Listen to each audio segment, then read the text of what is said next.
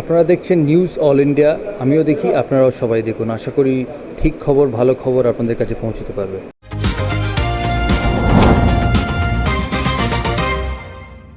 নমস্কার, news all ইন্ডিয়ার পর্দায় আপনাদের স্বাগত। আপনাদের সঙ্গে আমি অর্পিতা। শুরু করছি আজকের বিস্তারিত খবর। বিধানসভা ভেঙে দেওয়ার বিজ্ঞপ্তি জারি করল রাজ্যপাল RN রবি। 7ই মে পর্যন্ত ছিল তৃতীয় মমতা বন্দ্যোপাধ্যায়ের সরকারের মেয়াদ।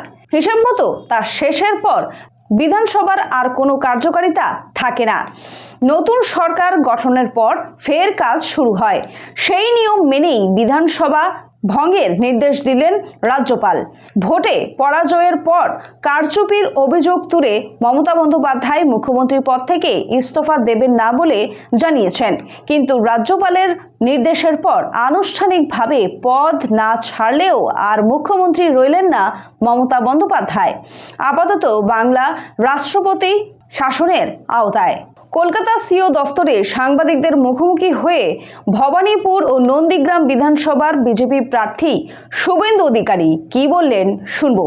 আমিও আজকে দেখেছেন নন্দীগ্রামে থ্যাঙ্কস গিভিং সিরিমনিতে ক্লিয়ার বলেছি যে ওদের ওই পাপীদের অফিসে হাত দেওয়ারও দরকার নেই। সেটা তো আমাদের স্ট্যান্ড। এটা তো আপনি মমতা ব্যানার্জি তার পার্টি থেকে শোনেননি 2021-এর 2রা মের পর থেকে।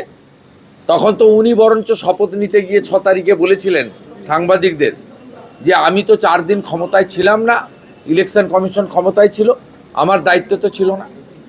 উনি কথা বলেছিলেন। আজকে দায়িত্বশীল বিরোধী দল হিসেবে বা শাসক দল হিসেবে পরিণত হওয়া বিজেপি, তার সর্বোচ্চ পোস্ট হচ্ছে রাজ্য সভাপতি। তিনি প্রথম দিন থেকে লাগাতার বলছেন, আমিও গতকাল বলেছি, আজকে আমি প্রকাশ্যে জনসভাতে বলেছি।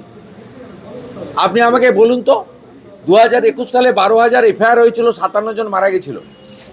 আপনি আমাকে বলুন নাম্বার অফ ডেথ, আমি ডিজিপিকে ফোন করলাম, এই দুপুরবেলা ফোন করেছি ডিজিপিকে, আল্লাহ আপনার এফআইআর কত হয়েছে বলুন। বলো ফিউ নাম্বার, 50টা এফআইআরই হয়নি। 12,000 এফআইআর হয়েছে, ভবানী ভবনে পড়ে আছে।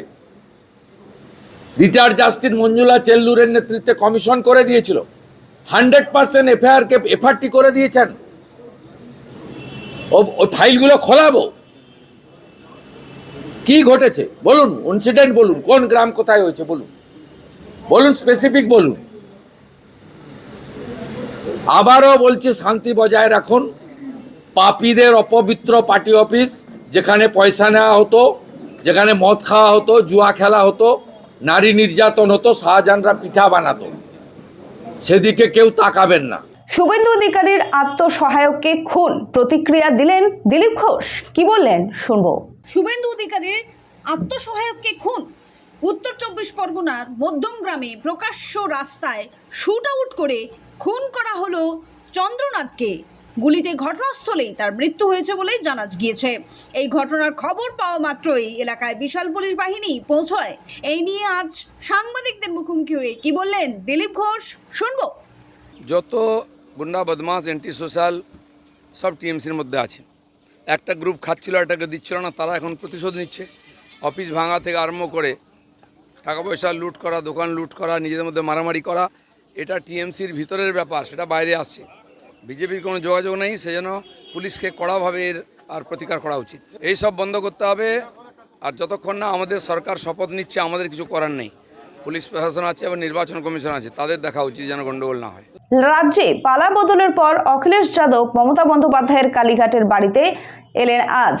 নির্বাচনে ভালো লড়াই করার জন্য অভিষেক বন্দ্যোপাধ্যায়কে প্রথমে শুভেচ্ছা জানান অখিলেশ যাদব।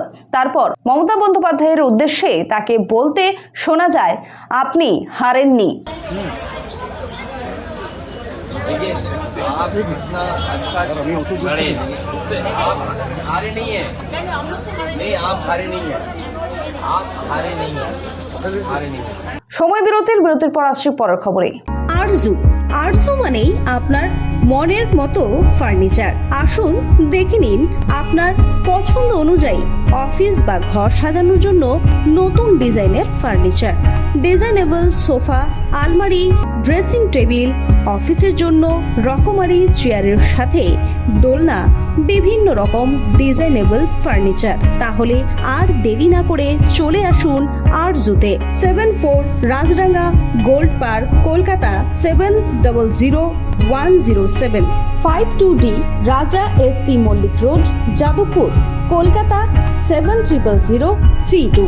Phone number 8100472255, 8240411427। ফিরলাম বিরতির পর আসিবারে বিস্তারিত খবরে। পানিহাটিতে বিজেপি কর্মীদের লক্ষ্য করে বোমাবাজি দুষ্কৃতীদের, আহত 5। ঘটনাস্থলে খড়দহ থানার পুলিশ ও কেন্দ্রীয় বাহিনী।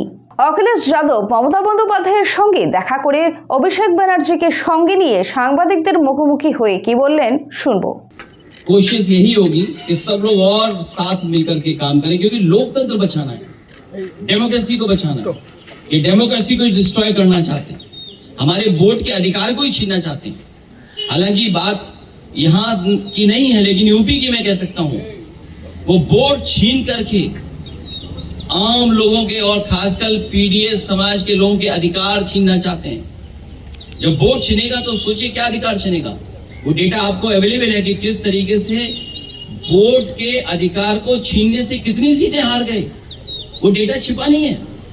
और लॉजिकल डिस्क्रिपेंसी के लिए क्या सॉफ्टवेयर इस्तेमाल किया होगा, आखिरकार किसका सॉफ्टवेयर था वो। लॉजिकल डिस्क्रिपेंसी जो हुई है वो किसकी वजह से हुई है, कौन डेटा देख रहा था, कौन सा सॉफ्टवेयर था वो। सर आप लोग पार्लियामेंट में इसको उठाएंगे सर? पार्लियामेंट में तो मैं कफन लेके गया था इलेक्शन कमीशन के लिए, अभी सर बंगाल इलेक्शन के बाद बिल्कुल उठाएंगे।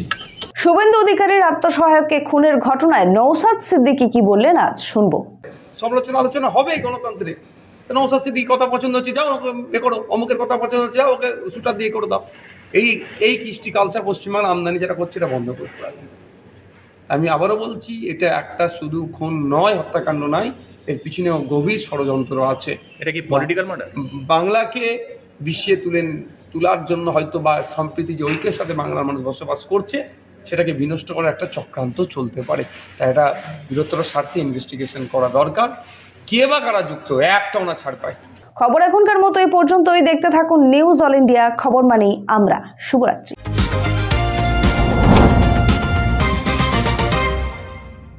হাই, আমি কুমার সানু আর আপনারা দেখছেন নিউজ অল ইন্ডিয়া, খবর মানে আমরা।